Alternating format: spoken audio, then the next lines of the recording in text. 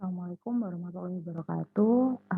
Hari ini kita ketemu lagi di pertemuan yang ke-11 dalam mata kuliah e-commerce, yaitu tentang keamanan transaksi pada e-commerce.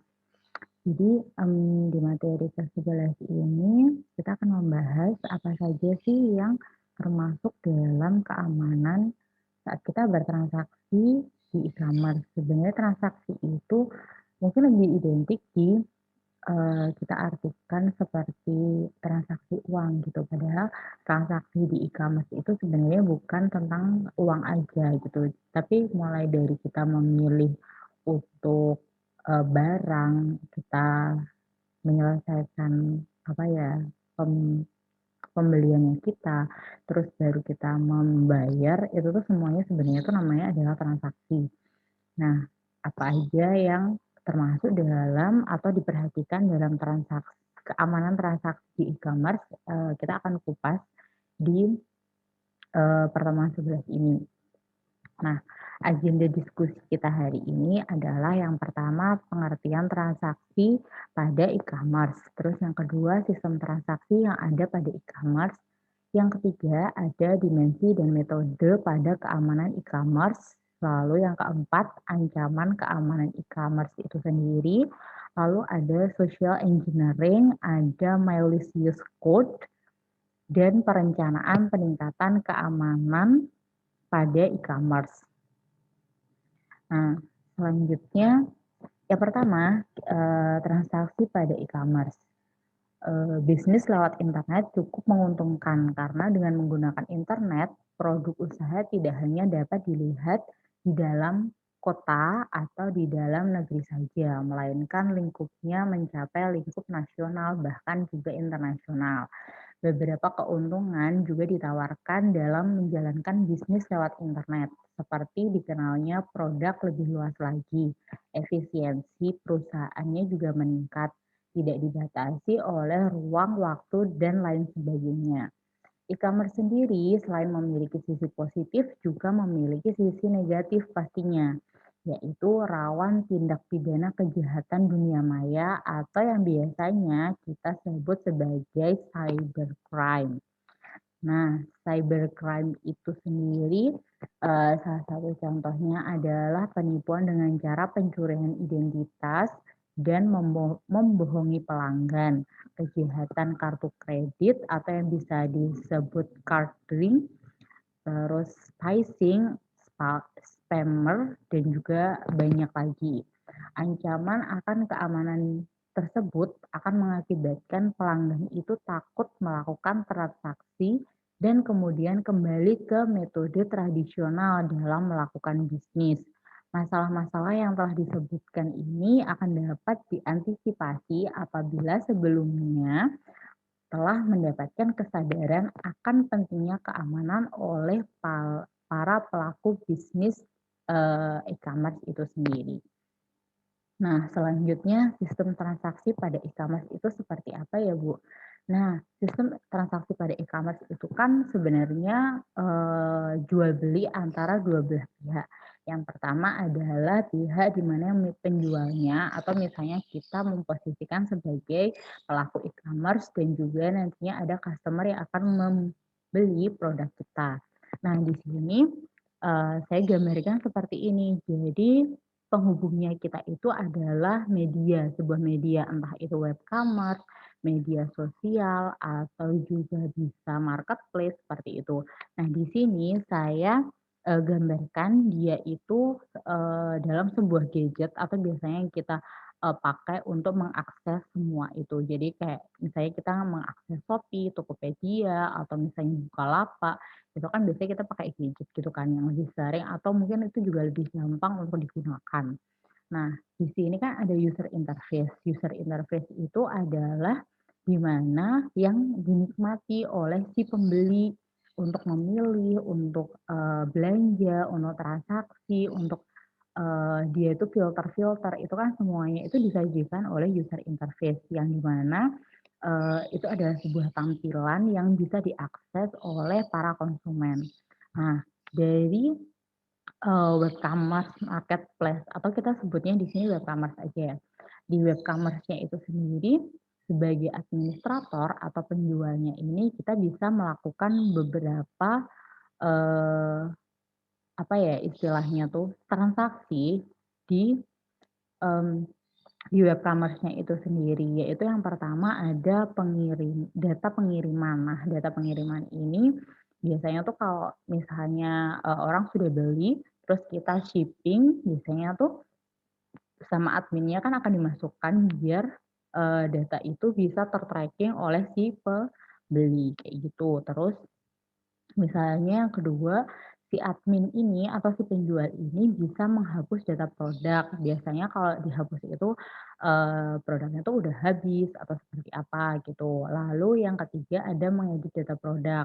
Nah, edit data produk ini bisa kita lakukan kalau misalnya, di toko kita tuh lagi ada sale kayak gitu. Jadi kalau misalnya harga biasanya itu 20.000 karena ini ada sale, jadinya tinggal 17.500 kayak gitu. Terus input data. Nah, kita bisa menambahkan, produk-produk yang baru ke marketplace kita atau ke web commerce-nya kita. Nah, kita otomatis sebagai administrator atau penjualnya, kita bisa menginputkan data produk.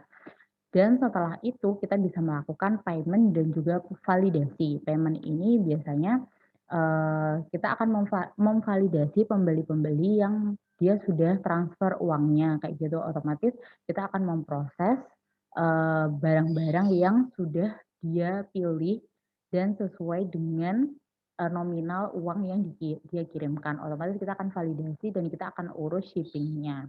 Nah, dari sisi konsumen sendiri, konsumen itu bisa melakukan, penelusuran produk, memilih produk, terus sampai akhirnya dia melakukan pembelian. Kalau misalnya di Shopee itu contohnya kayak kita nge-check out, terus melakukan pembayaran, terus menunggu barang dikirim. Jadi biasanya tuh, setelah pembayaran otomatis dari sisi administrator itu, melakukan validasi lalu mengirim barang dan sampai ke konsumen. Jadi konsumen tinggal menunggu, barangnya itu sampai ke tangannya dia. Terus selanjutnya ada dimensi keamanan dari e-commerce.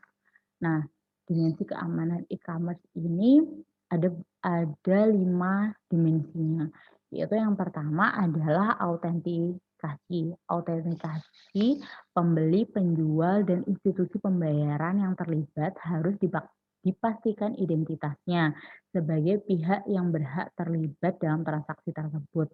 Jadi misalnya dari gambar ini kita tuh bisa lihat, di sini yang terlibatkan ada customer, terus e-commerce website, ada produk, ada shipping, ada payment, dan ada adminnya, terus administrator. Jadi misalnya gini, kenapa saya lebih percaya belanja di marketplace di Shopee gitu, karena kalau misalnya saya transfer uang, otomatis uangnya tuh akan dipegang dulu sama si pihak Shopee. Jadi kalau misalnya saya nggak nerima barang, uang ini juga nggak akan dilepaskan oleh Shopee itu ke penjualnya gitu. Jadi, penjual pun juga mungkin mau menipu juga dia kan masih kayak ada dikendalikan ya, istilahnya kalau kita nggak bilang barangnya itu diterima, otomatis dia juga nggak akan mendapatkan uangnya kayak gitu, karena ada pihak ketiga yang menjamin. Contohnya seperti itu. Nah, kalau misalnya kita misalnya nih beli lewat sosmed gitu, terus, kita tuh nggak bisa tracking kalau kita ditipu, ibaratnya kayak gitu. Kalau misalnya kita pakai marketplace, kita tuh bisa meminta pertanggungjawaban dari si pihak ketiganya ini kalau misalnya kita itu ditipu, kayak gitu. Nah, kalau misalnya cuman 2 arah, cuman kita sama si penjualnya aja, kita posisinya pembeli itu sama penjualnya aja, ibaratnya kalau misalnya kita ketipu tuh kayak nggak bisa, apa ya, siapa yang mau dimintai pertanggungjawaban, seperti itu. Terus yang kedua ada integritas atau jaminan bahwa data dan informasi ditransfer pada e-commerce tetap utuh dan tidak mengalami perubahan. Jadi kalau misalnya si penjualnya itu minta 20.000, otomatis kita akan juga mentransfernya itu 20.000 dan integritasnya dari si penjual ini juga biasanya tuh kayak kalau di Shopee itu ada yang penjual star seller kayak gitu. Nah, berarti tuh dia sudah menyelesaikan beberapa banyak transaksi dan dia sangat bisa dipercaya untuk validasinya si integritasnya dari toko ini, kayak gitu contohnya. Terus yang ketiga ada dimensi keamanan itu dari non repudiation. yaitu tentang pelanggan membutuhkan perlindungan terhadap penyalahgunaan dari penjual bahwa barang telah dikirimkan atau pembayaran belum dilakukan. Dibutuhkan informasi untuk memastikan siapa pengirim dan penerimanya. Jadi biasanya kan pihak Shopee itu meminta kita untuk membayar dulu. Jadi, istilahnya penerimanya tuh jelas, terus pengirimnya itu otomatis adalah toko-toko yang sudah divalidasi oleh pihaknya Shopee gitu. Jadi, dengan bantuan marketplace itu sebenarnya kita juga sebagai customer itu juga salah satunya juga dijamin gitu loh, apa ya, ke keamanannya gitu istilahnya. Terus yang keempat ada dimensi dari privasi pelanggan, menginginkan agar identitas mereka aman. Mereka tidak ingin orang lain mengetahui apa yang mereka beli. Nah, biasanya kan, yang cuman bisa buka akun kita tuh juga akun kita pribadi gitu kan. Jadi orang lain tuh nggak akan tahu kita pernah beli apa aja gitu di marketplace itu. Biasanya sih itu sih yang, menjadi sebuah apa ya, mmm, yang mungkin istilahnya, sedang di apa ya, kayak dibahas gitu lagi hits, kan pasti tentang perlindungan identitas. Nah itu tuh kayaknya kalau di Indonesia tuh kayak masih, apa ya, rendah banget gitu karena orang-orang kita tuh kayak kadang tuh lebih sering kayak update status gitu, misalnya nih ya yang paling bahaya kalau dari kode etiknya orang IT itu, misalnya kita tuh pakai status tiket kita tuh kemana gitu. Nah itu tuh sangat berbahaya sebenarnya karena di situ misalnya kita naik pesawat, ada kode bookingnya, ada kode ini itunya, ada identitas kita, itu sebenarnya sangat bahaya karena bisa jadi identitas kita tuh dicuri dan disalahgunakan oleh orang. Jadi, sebisa mungkin teman-teman kalau misalnya Mmm, seseorang yang sadar betul, kita harus sangat-sangat melindungi identitas diri kita. Jadi sebisa mungkin jangan diumbar di sosial media tentang kehidupan pribadi kita, kalau tidak mau disalahgunakan oleh orang lain. Nah, yang kelima ada keselamatan. Pelanggan menginginkan jaminan bahwa aman untuk memberikan informasi nomor kartu kredit di internet. Jadi biasanya ini validasinya untuk pembayaran via credit card itu sangat-sangat rumit karena memang si pemegang kartu kredit ini maunya, datanya dia otomatis harus aman ya, karena, pembobolan kartu kredit itu sering banget terjadi. Jadi misalnya, pembayaran via credit card itu punya langkah-langkah tersendiri yang benar-benar lumayan agak panjang dan rumit, karena dengan semakin rumitnya otomatis, data kita untuk diakses itu akan semakin sulit gitu. Jadi, insya Allah mungkin nantinya autentikasinya tuh lebih aman karena langkahnya tuh lebih banyak dan kayak perlindungannya tuh lebih berlapis seperti itu. Terus selanjutnya ada ancaman keamanan pada e-commerce. Nah, ini tuh ada beberapa ancaman keamanan yang sering terjadi pada website e-commerce, antara lain tentang credit card fraud atau carding. Carding ini adalah aktivitas pembelian barang di internet menggunakan kartu kredit bajakan atau dalam artian nomor seri kartu kredit kita misalnya itu tuh dibajak sama orang lain. Jadi orang lain tuh bisa belanja menggunakan kartu kreditnya kita, padahal kita nggak belanja, tiba-tiba tagihan kartu kreditnya kita tuh kayak habis kayak habis sampai limit gitu, padahal kita tuh nggak belanja sama sekali. Nah, itu bisa jadi kita tuh lagi kena carding. Jadi nomornya kita, nomor kartu kreditnya kita tuh dipakai orang lain untuk belanja. Makanya, bener-bener hati-hati banget ya untuk menggunakan alat pembayaran itu. Nah, ada beberapa tahapan yang umumnya dilakukan oleh si karder ini dalam melakukan aksi kejahatannya, yaitu yang pertama mendapatkan nomor kartu kredit. Biasanya itu, dia akan kayak gimana ya, nyoba-nyoba sih sebenarnya apakah kartu kredit ini tuh masih dipakai atau enggak, kayak gitu.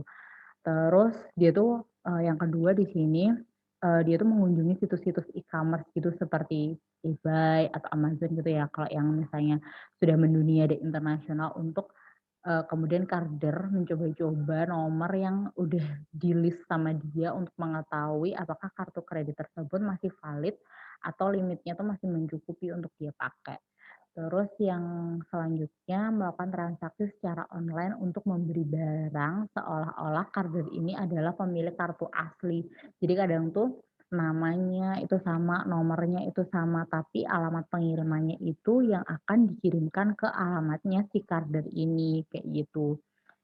Terus selanjutnya menentukan alamat tujuan atau pengiriman, terus pengambilan barang oleh si karder ini. Jadi seolah-olah tuh sebenarnya kalau misalnya kita yang punya kartu kredit, ya udah kita yang beli gitu, cuman alamat pengirimannya tuh beda sama alamat aslinya kita gitu. Jadi seolah-olah tuh tetap kita yang beli, padahal kartu kredit kita tuh sebenarnya lagi dibajak. Jadi, gimana ya, untuk sekuritas itu emang harus benar-benar, dipikirkan apakah kita mau pakai satu alat transaksi tertentu, apakah itu udah benar-benar aman atau enggak, kayak gitu. Nah, selanjutnya ada social engineering. Serangan yang paling mudah dan paling menguntungkan adalah dengan menggunakan teknik social engineering. Attacker memperoleh informasi rahasia atau yang sensitif dengan cara menipu pemilik informasi tersebut. Nah, social engineering ini umumnya dilakukan melalui telepon atau internet. Skenario yang biasanya sering banget terjadi adalah attacker menelpon pembeli dan pura-pura menjadi perwakilan sebuah website atau tempat dia membeli barang untuk mengumpulkan beberapa informasi penting. Kemudian attacker ini menelpon customer service dari website tersebut dan pura-pura menjadi pembeli dan memberitahukan secara personal information yang sebelumnya telah dia dapatkan dari si pembeli. Lalu attacker meminta customer service untuk mereset ulang si password yang ada. Jadi misalnya kayak kita tuh tiba-tiba ditelepon tuh dari misalnya, sebuah PTA gitu, "Saya tuh dari ini, dari PTA, gini gini gini ya, Anda misalnya kayak, eee, menang apa gitu, tapi harus mengisikan, identitas diri." Nah, itu yang paling berbahaya. Jadi kalau misalnya nggak resmi, jangan sekali-kali teman-teman itu, apa ya istilahnya, memberikan identitas diri teman-teman. Jadi mungkin kayak halnya sepele sih, kayak kita cuman, alah cuma nama, nomor telepon, apa sih, ruginya. Tapi dengan dari nama dan nomor telepon atau tanggal lahirnya teman-teman, itu bisa diakses mungkin ke akun banknya teman-teman dan bisa diretas seluruh tabungannya teman-teman. Itu bisa banget terjadi dan, apa ya, itu adalah hal yang sangat-sangat sering terjadi, belakangan ini gitu loh. Itu peretasnya itu salah satunya cuman pakai ID kita, cuman pakai kayak, email kita dan itu bisa benar-benar meretas, akun-akun yang paling berbahaya adalah akun perbankan kita. Karena kan di sana tempat kita kayak nyimpan uang kan dan pasti dia nggak akan maksudnya kayak ngambilnya sedikit, kalau misalnya isinya banyak, bisa jadi diambil semua kan sama dia, kayak gitu. Nah, selanjutnya ada malicious code. Malicious code ini suatu program baik makro maupun script dapat dieksekusi dan dibuat dengan tujuannya merusak sistem komputer. Bentuknya dapat berupa virus, worm, ataupun trojan.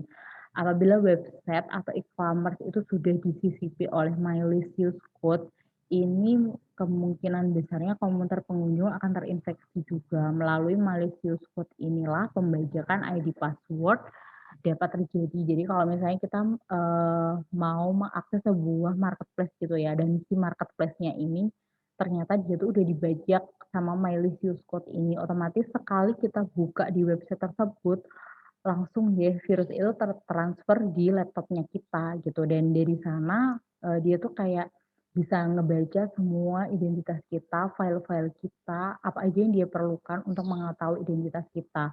Jadi secara otomatis dia kayak nyuri dengan menyisip di, akun, apa ya istilahnya, website-website yang mau kita akses gitu. Jadi teman-teman kalau misalnya, punya laptop atau punya PC kayak gitu, lebih baik, punya antivirus yang benar-benar bisa menangkal atau, eee, firewall-nya itu diaktifkan kalau bisa, karena mereka itu sebenarnya benar-benar menyaring hal-hal yang bersifat malicious code kayak gini, biar, istilahnya data-data kita tuh tetap aman dan nggak sampai bocor ke orang lain, kayak gitu.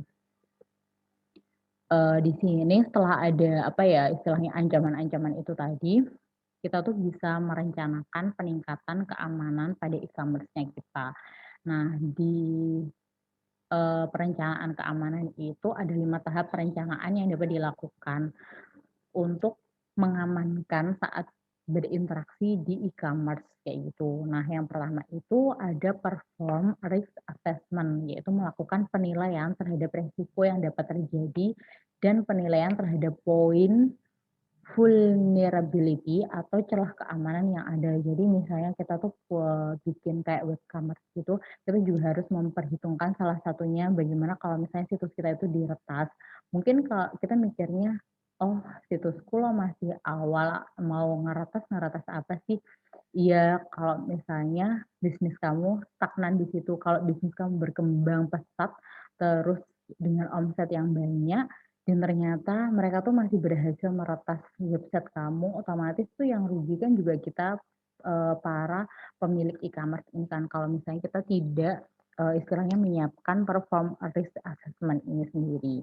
Terus yang kedua ada develop security policy. Security policy ini adalah sekumpulan pernyataan yang berisikan pernyataan yang memprioritaskan resiko informasi, identitas terhadap target yang beresiko, identifikasi mekanisme untuk mencapai target tersebut. Jadi misalnya, kita tuh kan pasti kalau misalnya buat akun gitu ada term and condition. Nah, biasanya kita tuh kayak diminta untuk, bersedia untuk membagikan informasi atau, mereka juga memberitahukan kepada kita bahwa, data-data kita tidak akan disebarkan seperti itu. Nah, itu ada term condition yang biasanya, dilakukan apabila kita itu, ingin identitas kita tuh aman kayak gitu.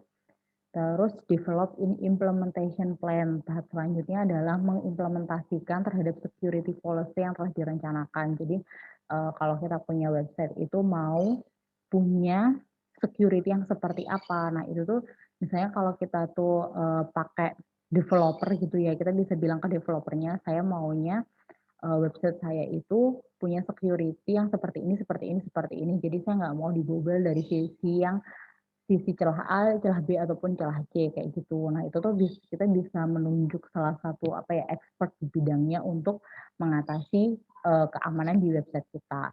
Nah, selanjutnya ada create a security organization, membuat sebuah organisasi yang bertanggung jawab atas keamanan.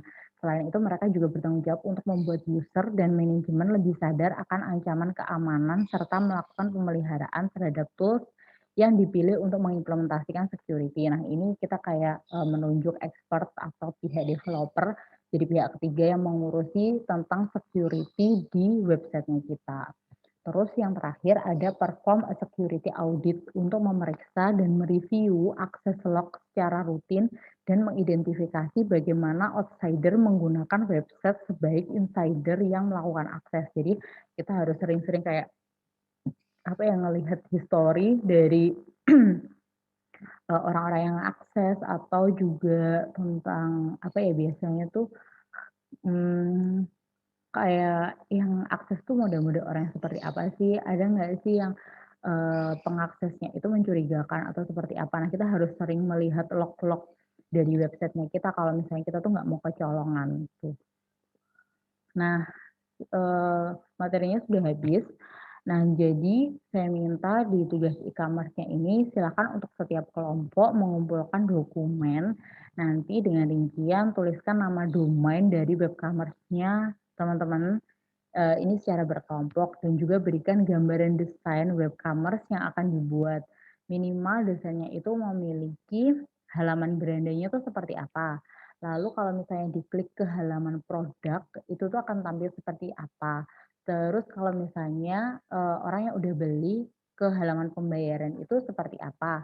Terus, kita memvalidasi, pembayaran itu sendiri tuh, caranya seperti apa atau halamannya itu akan keluar yang seperti apa kalau misalnya kita udah, bayar atau kita belum bayar. Terus ada halaman track and shipping. Jadi pembeli itu tahu, apakah barang yang saya beli itu udah diproses atau belum, kayak gitu. Jadi kalau misalnya, saya misalnya klik nih nama domainnya teman-teman atau nama alamatnya teman-teman, otomatis saya akan dituntun atau disajikan di halaman beranda, dari website-nya teman-teman. Terus kalau misalnya saya klik ke halaman produk itu akan berbeda lagi. Di situ halaman yang akan benar-benar khusus apa ya, menjelaskan produk apa yang dijual oleh, webcommerce-nya teman-teman, kayak gitu.